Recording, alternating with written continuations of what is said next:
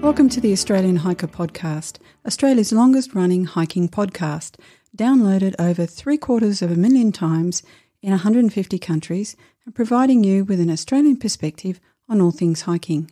We're your hosts, Tim and Jill Savage. This is episode 228 of the Australian Hiker Podcast, and this is our first of two on-trail episodes from our recent Great Ocean Walk trip. We hope you enjoy. Before we get into today's episode, if you'd like to help support Australian Hiker and this podcast, there are a couple of ways that you can help us out. Firstly, by subscribing on your podcast host of choice so that each episode is available as soon as it's published, and if you have the opportunity, leave us a 5-star review. Another way to support us is go to the Australian Hiker website at www.australianhiker.com.au and click on the Support Us page and buy us a coffee. You can do a one-off donation or become a monthly supporter. All donations are greatly appreciated and help us to continue producing this podcast and blog. Now let's get on to today's episode.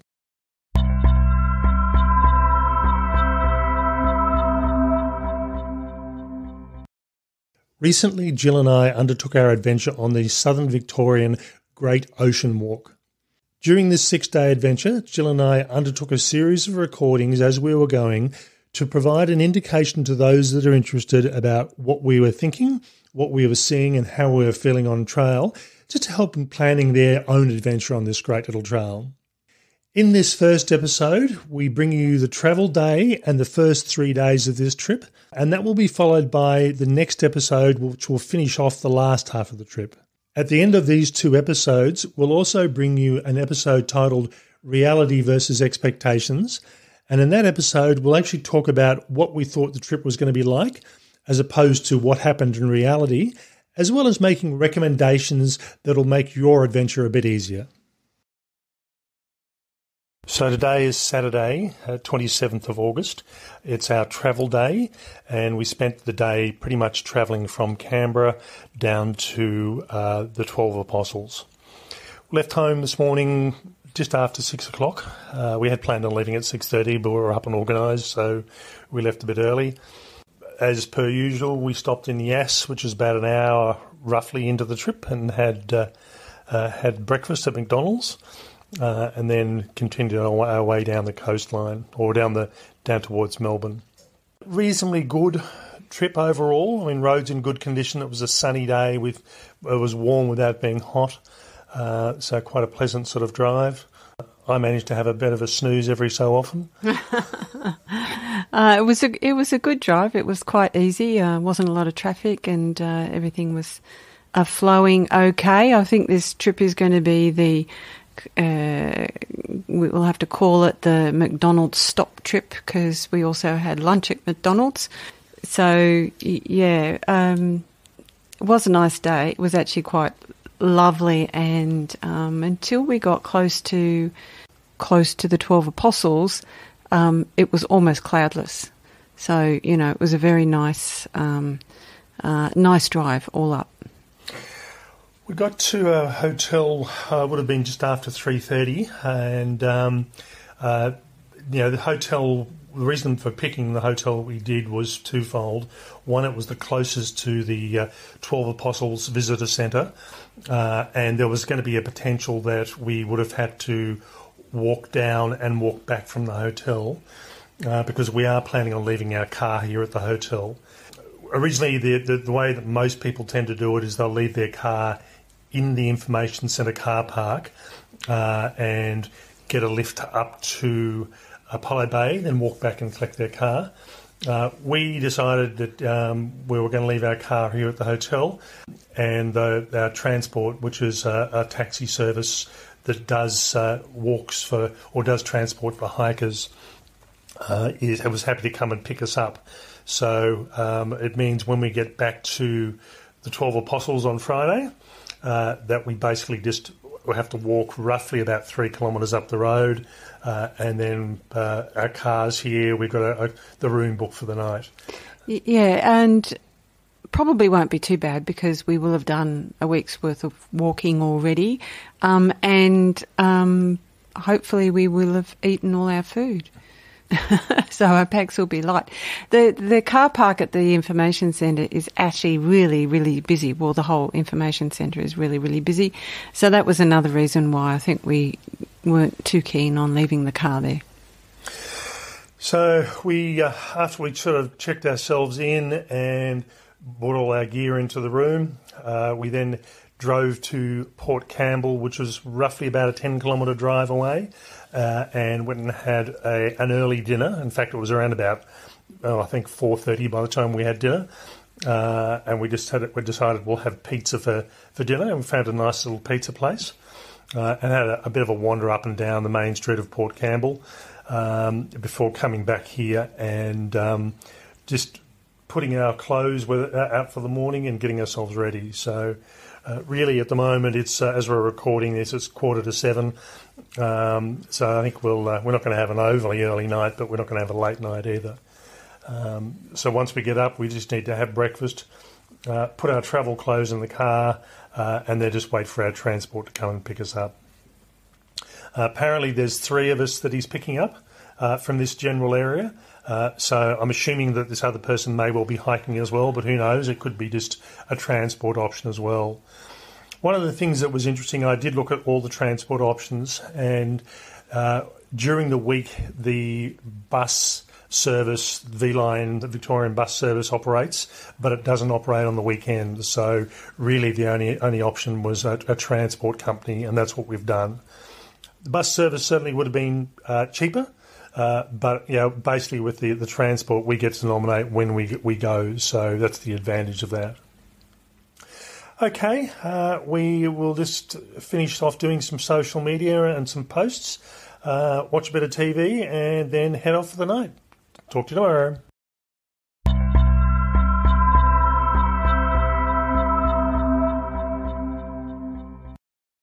It's 8:53. We're here at the trailhead at Apollo Bay. Our trip up from the 12 Apostles Motel took us around about an hour and 30, roughly, just a bit less. It was quite a nice coastline, actually. It's sort of we didn't come down that way yesterday, although we have travelled it in the past. I do certainly like the vegetation and the environment in this part of Australia. It's quite nice. Yeah, it's a lovely drive in. Day is a little bit windy at the moment, so I've got the beanie on and also the gloves, but it will warm up.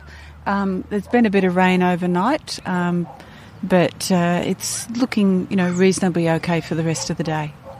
Having said that, though, we crossed over one river which we will need to go over on our way back down the coastline, and it's going to be interesting, actually. I'm hoping there's some way to get around that rather than crossing the water, because there's been quite a lot of rain over the last week or so by the look of it, and I don't think we'll be going to be able to cross that if that's what it looks like going down to the coastline. So we may be having to cut inland on the road and then cut back down to the bypass that river section. Well, we'll just have to see. I mean, hopefully it'll be a little bit narrower at the coast, but I guess we won't know until we get there. So, yeah, today's forecast is 19-20 degrees. It is still early and it is a bit windy at the moment, which Jill loves. And Not. So, yeah, it's looking like it's going to be starting off quite well. I must admit, the trailhead is reasonably obvious. That's fine. It's a nice piece of almost artwork that is the trailhead. But I've yet to see any little small marker signs. So it'll be interesting to see how it goes. We do know where we're going, but it'll be interesting to see what the signage is like to mark along the trail. Okay, we'll talk to you later. Okay, so we're just stopping for a morning tea break. We've been going for about an hour and 20 minutes now, and we've done about 5.6 Ks. We're just sitting on a timber bench, just overlooking the ocean on a hilltop. We've come past our first decision point, and at that stage it asked us whether we wanted to go inland or follow around the beach and the rock platform, and we opted for go the rock platform, and it was quite decent. But I can see how if the weather was really windy or the sea was really rough, you wouldn't want to choose that option and you would want to go inland. Yeah, look, I mean, it was quite okay. There was a bit of water underfoot, but not too bad. This spot where we're sitting is just a spectacular view of the ocean and the shoreline. I'm going to run out of descriptors, I'm sure, on this trip. We've just climbed up a fairly large number of steps. Muddy steps? Muddy steps or just rock steps. So we're just taking a break and enjoying the sunshine. Okay, talk later on. It's 12:39. We're here at the Elliott Ridge Campground. We arrived just before 12 o'clock, so it took us around about 3 hours to get here to cover the just on 11 kilometres. So we're travelling at a reasonably good pace. It's just the uphill bit slowed us down a bit. Did they ever? Yeah, and particularly because the uphill bits, there's been some rain at some stage over the last week. The trail's quite muddy in some areas, and you just have to take it a bit slower to keep your footing. We came across a couple of different areas this morning, and this was where you got the detour or the alternate route. And the first one, we just kept on going along the rock platform, and that was fine. The second one, we looked at it and we thought, no, we just can't do it. We would have had to have been in probably around about 60 to 70 centimetres of water because the tide is coming in. So that was expected. High tide's around about just after lunch. So we ended up going up onto the cliff and taking the bushland route. And that was okay because pretty much we were supposed to do that most of the way into Elliott Ridge anyway, so it worked out quite okay. So it was a bit funny actually. We came in here this morning and we thought that there was a group that was behind us. Looks like a school group. And we got here to Elliott Ridge and they were here. We thought, oh my goodness. So apparently they'd got a bus up to the nearby car park and walked into here, and it looks like they're going to be ahead of us this afternoon. So I guess we're camping with a group of school kids this afternoon. Yay. So 3 hours roughly to do the 11 kilometres. We get roughly the same sort of distance this afternoon. And that will take us another 3, maybe 4 hours. So that'll get us into camp sometime between 4 and 5 o'clock. What is it now? It's 12:41 now, so it might even get into sort of 4:30. It just depends on what the conditions are like. Yeah, there's plenty of light though. Even at 5 o'clock or 5:30, there's still good light to be able to set up camp. So we're not in daylight savings yet, but I think it'll be fine. Walk itself's been good. We took our jackets off probably around about half hour into the walk. It's been, I won't say it's hot, but it's pleasant temperature. It's not too cold, not too hot. It's actually quite nice. And the scenery's been quite good. We've been following along an ocean. Haven't seen any wildlife as such. Apart from when we got to camp, there's a few small birds around, few small fairy wrens. But nothing on trail so far, so we'll see how that goes today. We just topped up some water here at the campground, and it does say it's untreated.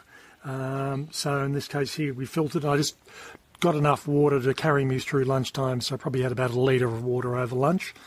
And I've still got probably about a litre and a half left in my pack, and that'll carry me through to the next campsite. Okay, that's it. We'll pack up and we'll head off. It's 2:12 on Sunday the 28th of August, day one of our adventure on the Great Ocean Walk, and we're just having an afternoon break. Normally we try and have breaks about every hour and a half. We left the last campsite at 12:39, so we've basically been going for pretty much an hour and a half, so time for a break. We caught up to the school group that was ahead of us. We're having a bit of a break. And I must admit, they're a group of about 12 to 15 in total. And given that there's a lot of rain on the road, a lot of water, the road's quite muddy. So a large group was actually sort of turning it up a bit. They've just overtaken us again.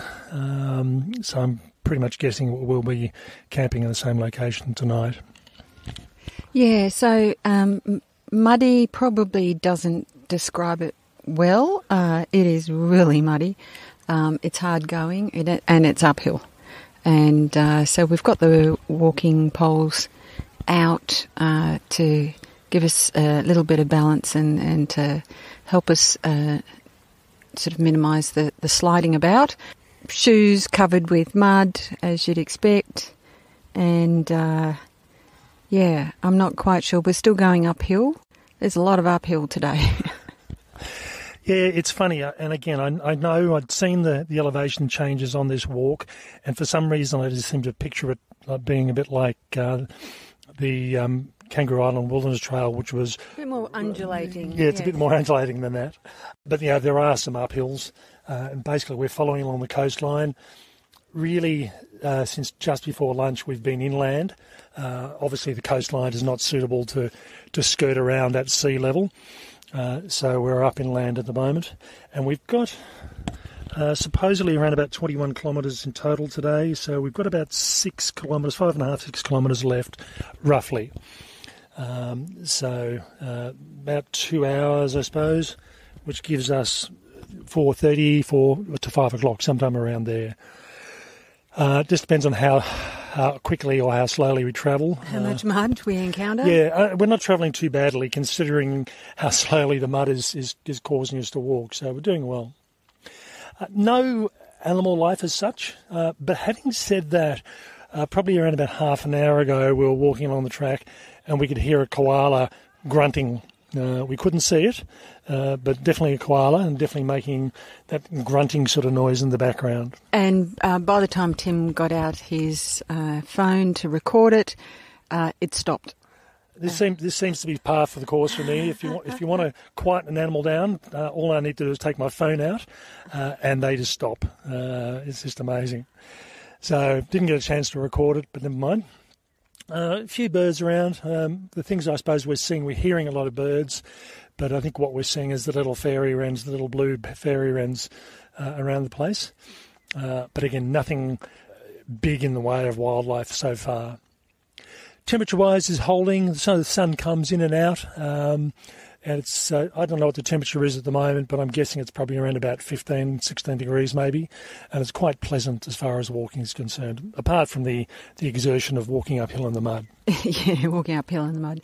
Yeah, it is. It's quite a pleasant day. The wind died down as soon as we got away from Apollo Bay this morning, and it's quite sheltered here, so, we're walking through the forest and it's a lovely walk. Not a lot of flowers out. They're starting, but, I think a month or maybe even a bit less, and there'll be a lot more and it'll be much more interesting than perhaps what we're experiencing at the moment. But it is lovely and it's very pleasant and quite serene. Okay, we'll throw our packs back on and make our way on. Good evening.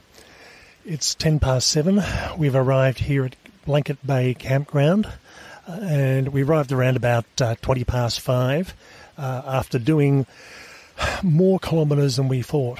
Supposedly it was 21 kilometres, but realistically I think we measured it being roughly 23.5 kilometres on the GPS. Today, at least for the second half of the day, was very muddy. The trail just had a lot of water flowing from up above. There'd been a lot of people. In fact, there was a group ahead of us, so we were walking through mud in a lot of cases. And that sort of slowed us down and took quite a while. So it's given that we had that sort of slowness due to the trail conditions, arriving at 5:20 wasn't too bad. We thought we were probably going to arrive at around about 4:30, so it's not too bad in that respect. Yeah, the mud was quite slippery, quite deep in places, so sometimes you'd end up with ankle-deep mud, and I thought, so we had an uphill this afternoon and then a downhill. I thought the downhill might be a little bit easier in the mud, but, pretty much it didn't make much difference. And in fact, I actually slipped over. First time I've slipped over on a hike in a couple of years. That was quite funny, and you'll see the photo of his pants. It's dry, but it won't come off, so that's going to stay with him for the next 5 days. Yeah, I was just walking along the edge of the trail and my foot slid one way and my body went the other. So the term A over T is probably relevant in this case through here. Did see a bit of wildlife today, or in some cases heard a bit of wildlife. So I saw 3 wallabies. Jill didn't. Virtually as soon as they saw us, they were gone. They didn't sort of hang around, and they were a largish sort of wallaby, dark browny sort of black in colour, and as I said, as soon as they saw us, they were just gone into the bush.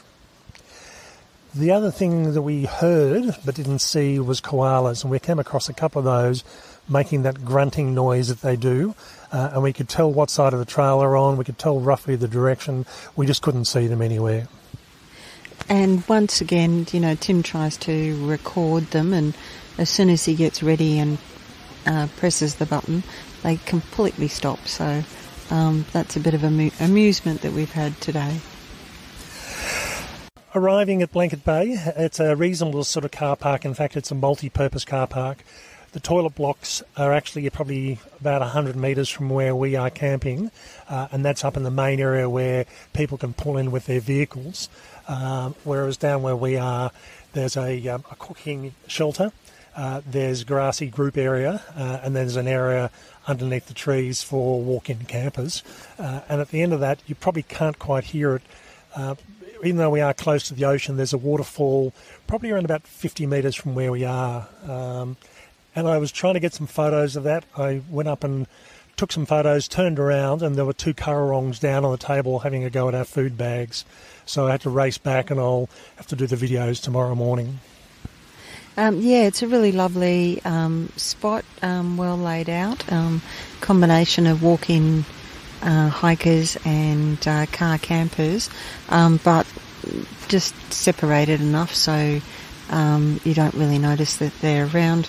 There's a little bit of a hike to the toilets, the amenities, but that's kind of not a big deal. Except the forecast is for rain tomorrow, so hopefully we'll actually get up and pack the tent away before that happens, and before we have to go anywhere, to use the bathroom in the morning. Okay, so today, as I said, we did roughly around about 23 kilometres. Tomorrow's a similar day, and then down to the shorter days, the 10 to 16 kilometres to finish off the last 4 days. So we'll see how it goes and see what changes to the trail. Today we did actually use a beach walk, and we did actually then walk above it. So the first choice we were given, the first decision point, we opted to walk along the rock platform. But the second one, there was 70 centimetres of water. It was getting deeper because the tide was still coming in, and the waves are a bit rough over the rock platform, so we couldn't actually use that. So far so good. We've managed to get along where we need to, and we'll see what happens tomorrow as far as decision points. And in all honesty, I think there is actually one first up tomorrow morning where we walk along the beach for probably about 50 metres, and then we either have to come in and go off to inland, or we go around the rock platform, depending on what the sea conditions are like. Okay, I think that's probably it. We'll talk to you later on.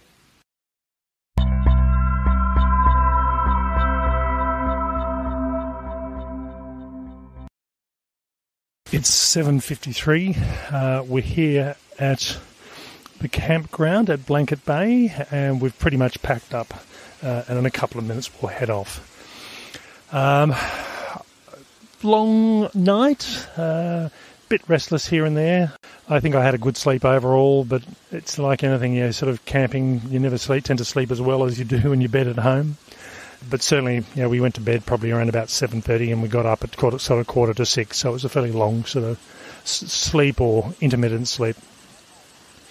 Today is actually quite sunny, which we weren't expecting. I was expecting rain, and we may still get that later in the day, but at the moment it's looking reasonably good, reasonably clear, a bit of cloud in the sky, tiny bit of wind, but otherwise pretty good. Another planned 20-kilometre day again, and this time we do have an inlet crossing, and that's at Parker's Inlet, and supposedly you're not supposed to cross that at high tide because it can be anything up to sort of head height. So we'll see what happens with that. High tide where we are at the moment was around about 7 o'clock. We've probably got another hour to get where the inlet crossing is. So, high tide's not till later this afternoon, but we'll see what happens when we get there. I don't think we have an alternative. I think we have to cross the inlet, but it's a matter of where it is. Nice little campsite. You may be able to hear it in the background. There is actually a waterfall. And Jill was thinking it was wind last night, and there was some wind, but it's the sound of the waterfall. As I'm walking a bit closer to it now, it might be a bit easier to hear. Pretty little waterfall. It's more scenic than anything else. I don't know if I'd want to swim. There's a lot of foam in the bottom of the with the water, the pool down the bottom, and I think that's just all the bits and pieces being washed in from the landscape. So we will head off in probably around about 5 minutes, and there's quite a lot of people here. There's a school group, there's around about 15 people in total, and another private group that was just doing a couple of day walk. So they're just everyone's packing up at the moment, or in various states, and I think we're staying at the same place as the school group is tonight. Okay, talk to you later on. It's 10:30 on day 2 of our adventure on the Great Ocean Walk, and we're just sitting on the sand at the moment, having crossed one of the inlets, and I can't remember the name of the inlet. But this was the potentially one of the ones that was going to be an issue for us. At really high tide, rough seas, potentially the water level, they are saying, can be over head height. We crossed it probably around about 2 hours after low tide, and water-wise was probably 80 centimetres, I think, in depth. So it was actually not too bad, but even sitting here you can see the water coming in. It's progressively coming further up the beach on the other side where we came from. Nice and cold. Water-wise at least, but yeah, it wasn't a huge shock, and I must admit we got down to the bottom of the hill, thought, this is only a really narrow sort of crossing, got across that quite easily, and then realised that was the first part of the crossing, and the second part was the more serious one on the other side.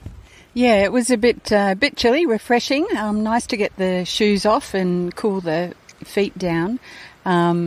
Wasn't water's coming in a little bit fast now, but it was reasonably calm. A couple of deep spots, but not too bad at all. So we've had a pretty eventful morning. I think we've learned a lesson, which is read every sign. They're not the same. So we had a small detour. We thought we were going to be able to do a longer rock walk, but it became quite difficult, and then we came back and actually read the sign which said don't do that. I think the potential is to actually get down here on the rocks, but you've got to have perfect conditions, and it would have been a slow walk because the rocks tend to be very slippery. Jill slipped over once? I think twice. Twice, yep. I did twice, you did once. So it's... it was much better to take the inland option. So rather than this being a decision point, really you should take the inland point. I think there's no decision. No, there's no decision really on this one. So we're just sitting here at the moment, just waiting till our feet dry. I've actually got my pants off because I don't have zip-off pants, and I didn't want to walk with wet legs for a few hours. I'd just say the Ziploc pants were a great option for me. Thank you very much. Yeah, and I think that probably would be a good option. If you got shorts on, I think you'd be fine. If you've got zip pants where you can pull the bottoms of the pants off, I think it'd be fine. I took the shoes off. The bottom of the inlet is actually quite good. There's some rock there, but it's smooth as sort of rock. So yeah, it's not a bad sort of crossing, but I think high tide's around about 1 o'clock. I think it'd be interesting to see what it's like then. I'm sure it probably would be an extra 30 or 40 centimetres and probably up to around about waist depth and height. I think paying attention to the tides and getting an early start, in our case because low tide was early this morning, made a big difference. Okay, talk to you later. It's 12:30. We're at the Cape Otway Adelaide station, and we're just sitting in the car park having lunch. We could have gone down to the campsite, which is another 600 metres, but time-wise it just suited us. And the Heritage Precinct area is actually closed. And I don't know whether that's just to do with something about this time of the year or they're doing work on it, but they're saying it's shut at the moment. But there have been a lot of people walking up the hill, which is the way we're going to get to our campsite. So we're going to have a look at the lighthouse and then head down to the campsite and then head on to Ayers River, which is where we're camping tonight. Yeah, lovely walk into the lighthouse and lots of heathland and weaving in and out and ups and downs. But yeah, lots of ocean views as well. So great morning we've had. And as you hadn't noticed already, it's pretty windy at the moment up here, so I don't know if you can hear that in the background. Now, we mentioned in the last post we had to do an inlet crossing. It was Parker's Inlet. So, again, we just had a mental block on the name as soon as we got there. We needed some sugar after we'd done that. We did. And then you do the crossing, and then you've got this long, steep set of stairs that takes you up to the top of the hill. I don't think I've seen a set of stairs as long, even in Tasmania. There you go. Yeah, I think the switchbacks coming down were good, and then you get a set of stairs going back up. So, but no, it's been pleasant today. No real muddy areas. There's a couple of small patches here and there, but compared to yesterday afternoon where we had a lot of mud, it's been quite good, and we have been hugging the coastline a bit more as well. Yeah, and other than the wind that we mentioned, probably partial cloudy sky, clears in and out, but yeah, quite good walking weather. Okay, we're just going to finish our lunch and we'll head off. It's 2:50 on day 2 of our great ocean walk adventure, and we're just sitting here having a little bit of a rest on a conveniently placed rock overlooking the ocean. One of the things that's different today than yesterday, certainly we're hugging the coast and we really are walking along cliff tops pretty much the whole way. So it's very different than the mud we had for most of yesterday afternoon. But yesterday we had strategically placed seats along the way. Today, so far, nothing. So you just have to keep an eye out for rocks, basically, because there's no trees that are going to be big enough in this area to provide seating. Yeah, so it's beautiful walk, as Tim said, along the cliff tops, and you can see the ocean most of the way, and it's pretty spectacular. The section that we're on at the moment is, I guess, a sandy base, so sometimes thicker, sometimes lightly sandy, but when it's thicker, it's actually quite hard going as well. But walking through heathland, and yeah, it's just very open, and you can hear the wind again, but yeah, really lovely part of the coastline. One thing we did see today, as we said yesterday, really was our first day. We didn't see much wildlife, except for wallabies, which Jill didn't see. Mind you, Jill was in front of me today, which is normally the way, and we had a large wallaby just sitting on the side of the trail having a munch on some food. Really didn't notice we were there until we made a noise. I think after you took the 40th photo. Yeah, that's about right. And we also came across a large echidna that was wandering around on the middle of the track, and as soon as it saw us, it shuttled off into the bush and hid, so we couldn't really get a photo of it. Beautiful colouring, really dark brown, with some lighter coloured spines, so, just quite a very, very attractive echidna. I'm used to, certainly for the last year, seeing the echidnas in Tasmania on the walking trails, and they're obviously very used to hikers and really don't move. They just don't care. Whereas this one obviously wasn't used to seeing a lot of people, so as soon as it saw us, it moved out of the way. So, yeah, good flowering wattle, good flowering plants along the coastline, along the trail. Lots of bird life as usual. I think by far the most common bird we've seen is the little fairy wrens. They've been following us around, and even in camp last night, anytime we moved, they'd be following us around to see what we kicked up. So they don't seem to mind the people at all. Okay, we will keep on going.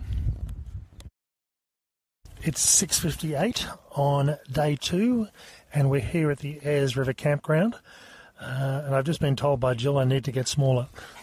This tent is just way too small for us. It's just your sleeping bag takes up 3/4 of it. Okay, so we arrived here at around about 10 to 5, and we actually came across another hiker, so we weren't too sure who was going to be here, because going online before we left, this campsite was showing up as being fully booked.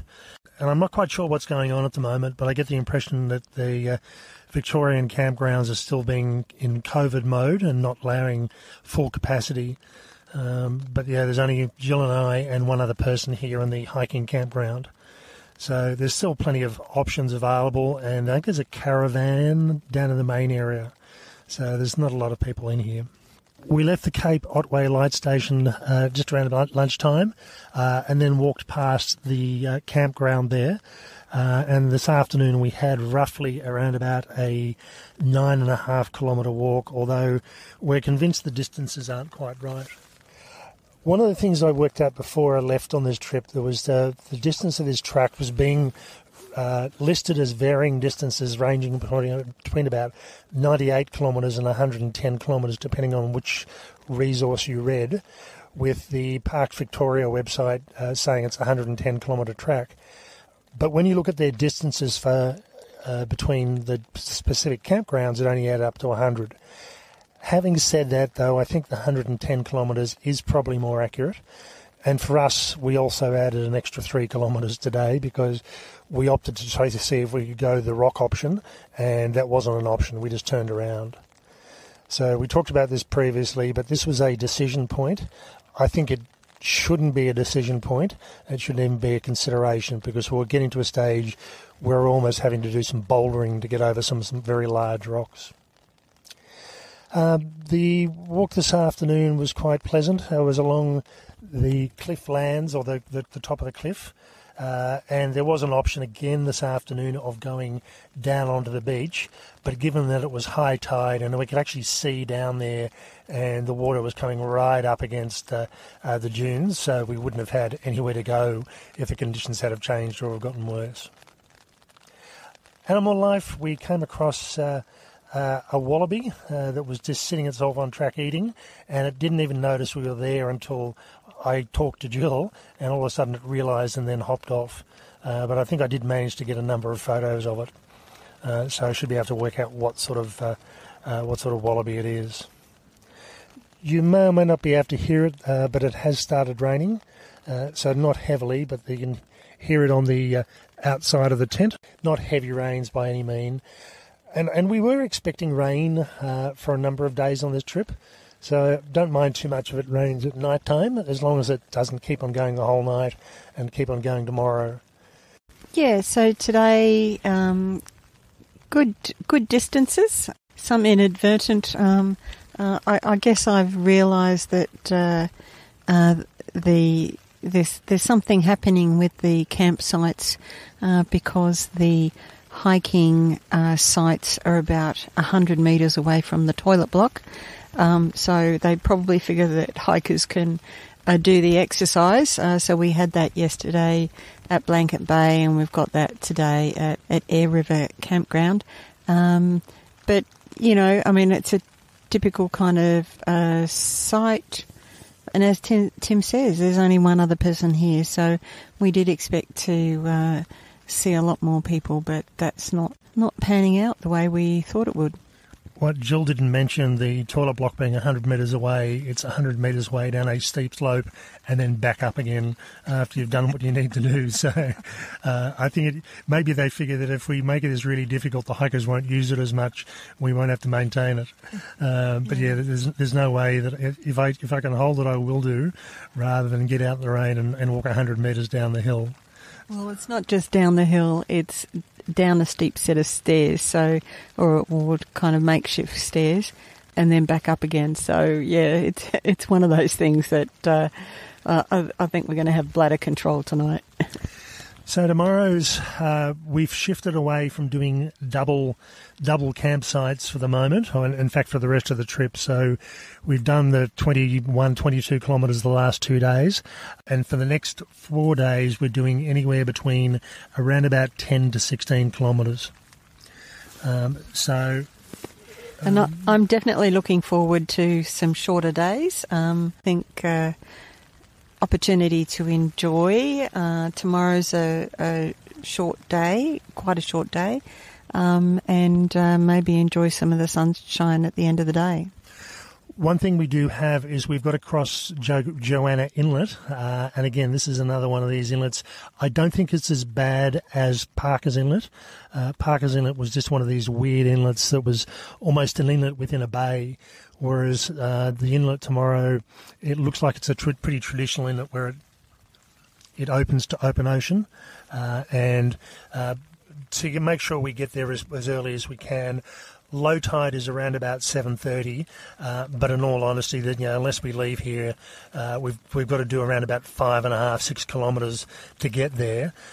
So unless we wanted to leave here at 5 o'clock, we're not going to do that. So we'll get there probably around about 9:30, and that should hopefully make it a still relatively low.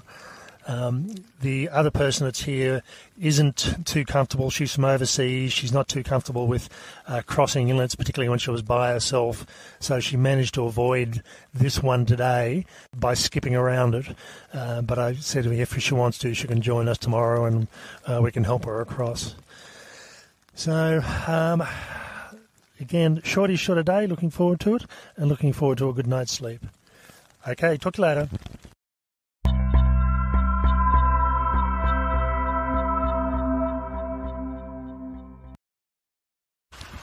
It's day 3. It's Tuesday, the 30th of August, and we're just here in the kitchen shelter, pretty much packed. After we've done this recording, we'll head off. The rain that we mentioned in the last post pretty much kept up through most of the night. Mind you, it did stop at about 2 o'clock. I thought, that's good. It'll dry out by the morning, but it started back up again. It's not heavy, but it's steady. So, made it a bit of fun getting everything packed. The tent's sopping wet and there's just nothing much we can do about it until we can, hopefully, if we get a bit of sun during the day, we can dry it out, or we can dry it out before we set it up tonight. Yeah, so a bit of a fitful sleep in that we were woken by the rain, and also just conscious that it was getting a little bit damp on the extremities, but as Tim said, it's not too heavy. It is steady, so we'll see how we go. This morning, around about 2 hours in, we've got an inlet crossing, so that's the reason for getting away prior to 7:30. Would have been good if we could have got away at, say, 5:30, but that's getting a bit serious since we can't see what we're doing. Yeah, I wasn't going to do that. So we're expecting it to be relatively low, but again, see what happens, see how wet we actually get and how deep it actually is. Okay, talk to you later. Good afternoon. It's day 3, Tuesday the 30th of August, and currently as we record this podcast, it's 2:40. We're at Joanna's Beach Campground, the version that is for Great Ocean Walkers. There's also public campgrounds further down the road. Today was a fairly short day. We covered roughly around about 13 and a half kilometres from our previous campground at Ayers River, and we got here at around about 20 past 12. So, given that the last few days we've finished at sort of 4:35, much shorter sort of day. We're covering shorter distances, but today we're also moving a bit faster as well. Today was the last, as far as we can tell, of our formal inlet crossings, and we do have to cross some other water sources, but they're not classed as inlets. And we were a bit concerned. We thought we were going to get to the inlet not too long after low tide, but as it ended up being, it was probably around about 3.5 hours after high tide. So thankfully this was a shallower inlet than Parker's was yesterday. Yeah, so weather's turned pretty bad for us. Big winds and lots of rain. It was a little bit light this morning before we left, but it's just gotten gradually heavier, and the rain coming in sideways is a little bit difficult, particularly when you're doing... on this leg, we had about 2 kilometres of beach walking as well. But the campground is another great campground, right on the top of a cliff with some amazing views. And there's some good sheltered tent sites. Also some, out in the open for those who are wanting the ocean view when the weather's good. There's one that we're looking at from the kitchen hut at the moment, where if it was sunny, it wasn't windy, if it was warm, you could have your tent open and be looking at the ocean. And there's one in particular that would do really well for that. Had an interesting experience this morning walking along the beach. I have never had the wind blow through my shoes before. And you can probably hear the waves in the background now.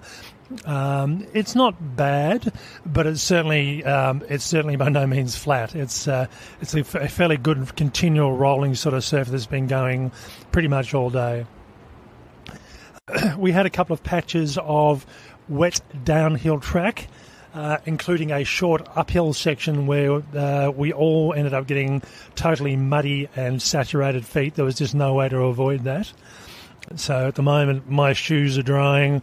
The pair of socks which I just finished drying last night are also re-drying again.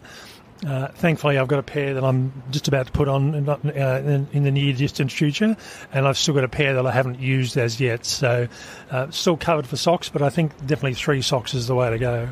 Yeah, absolutely. But the good news is all the mud came off when we walked through the 2 kilometres of sand, and then the inlet with the tide coming in.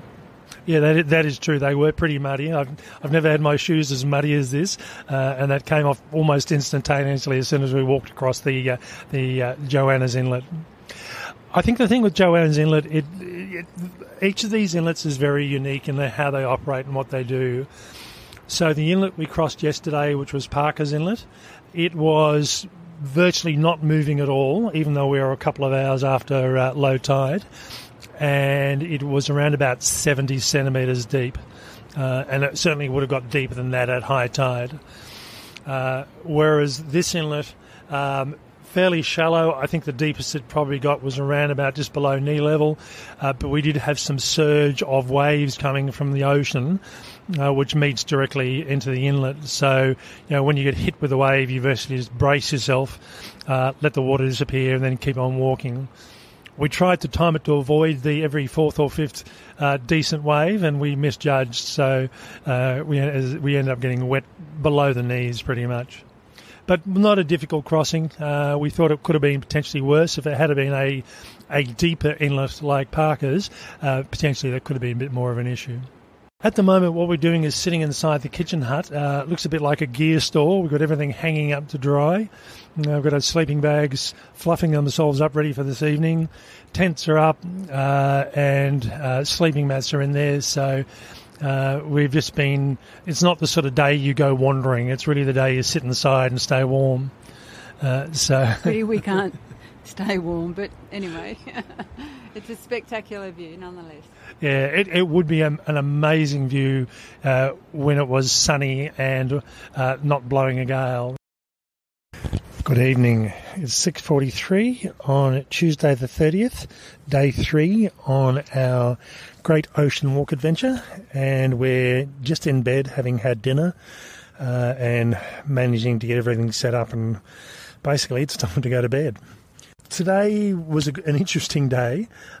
We had the Inlet Crossing on Joanna's Inlet, and we weren't too sure what it was going to be like, and we sort of ended up missing low tide. But where we're camping in the campground at Joanna's Inlet, it's by ourselves. We're away from the rest of everybody else, and we look down onto the inlet itself. So we've been watching the inlet all afternoon just to see what's happening, and it got a bit higher, and then certainly over the last few hours it's dropped off again as low tide hits around about in another hour and a half roughly. So again, worst case situation, we could have hovered around on the beach, which certainly wouldn't have been my first choice, and then tried to cross over. But in most cases, I think unless you've got a king tide, really rough seas and heavy rains coming out of the inlet, I think, in all honesty, it's not as bad and won't be as bad as the one as Parker's Inlet. Yeah, we did have to watch the wave action for a little while to make sure that we knew what the sets were looking like. And it probably was at worst kind of a bit more than calf height when a decent wave came in. But we did have someone with us who wasn't familiar with walking through waves or walking through inlets, and we realised what we took for granted in terms of the knowledge that you have about being safe on the beach, and we ended up giving a bit of guidance in that regard. But we did it, and as Tim said, as long as you do it, watch what you're doing, do it carefully and deliberately. Unless it's king tide, you probably wouldn't have too much trouble. But I have to say, I don't think hanging around on the beach was going to be an option. I mean, the weather was pretty bad, the wind was up, and the rain was teeming down. So, that would have been not a very pleasant place to be. And as we were watching the water coming in, the tide coming in, we probably would have to have gone back to a different part of the beach if we were actually going to be staying on the beach. Having said that, with the inlet crossing, we didn't time it well. We sort of miscounted, and we ended up getting hit by a wave, but it was a wave that was only around about knee depth. But again, it's we're used to crossing inlets, we're used to being around the ocean, so basically we just had to brace ourselves and we were fine. And Jill didn't make, as she said, the person we had travelling with us was from overseas, wasn't really familiar with it, and she did a really good job. Yeah, she did. So, but yeah, we thought, okay, timed us really badly. As soon as the water disappeared, got out of there reasonably quickly and managed to get away from there without too much problem. And we haven't really talked about the campgrounds very much, but they're quite well appointed. I mean, it's basic, but they've all got toilet paper and plenty of it, which is always a bit of a challenge.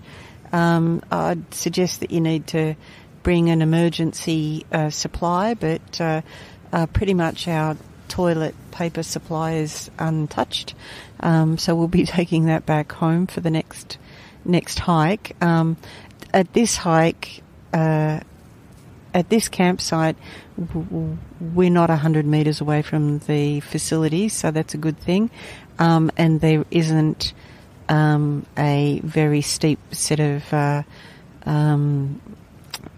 stairs to get down to the facilities in the middle of the night. So that's a bonus at this site. So it's really quite lovely, and even though it's on the top of the cliff, quite sheltered. It looks like over the next few days we might have some very minor creek crossings, but we've got no inlet crossings, so that's always something to look forward to. So really, we've travelled according to the guidebook. We've basically travelled 21 kilometres, 22 kilometres the first day, 21 kilometres the next day, so that's 43, plus another 13 and a half, so 57 and a half roughly. So it's we're over halfway, and we've still got 3 days worth of hiking left to do, and those days will basically be made up of roughly 15-ish sort of kilometre days. Okay, time for bed, and tomorrow we've got we're down to short days, so we've got 3 shortish sort of days. Although, having said that, looking through the guidebook, the last day is roughly around about 18 kilometres to the visitor centre, and then we've got a 3-kilometre walk up the road to our hotel. Okay, talk to you later on.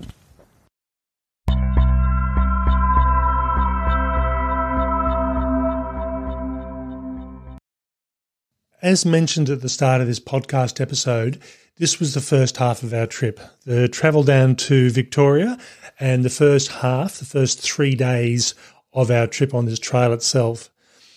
There are a few things we did highlight or briefly touch on, and we will continue to do so in the next episode, which finishes off the on-trail recordings. And we will go more into depth into some of the things like inlet crossings, the decision points on this trail, and the distances, because I think they need their own section to talk about more in depth about what we saw the issues or what the potential problems were. It didn't need to be as difficult in some respects as it may have been. As I said, we'll cover that in not next episode 529, but in episode 530, when we talk about expectations versus reality. Okay, we hope you've enjoyed this episode. That's all for us. Bye for now.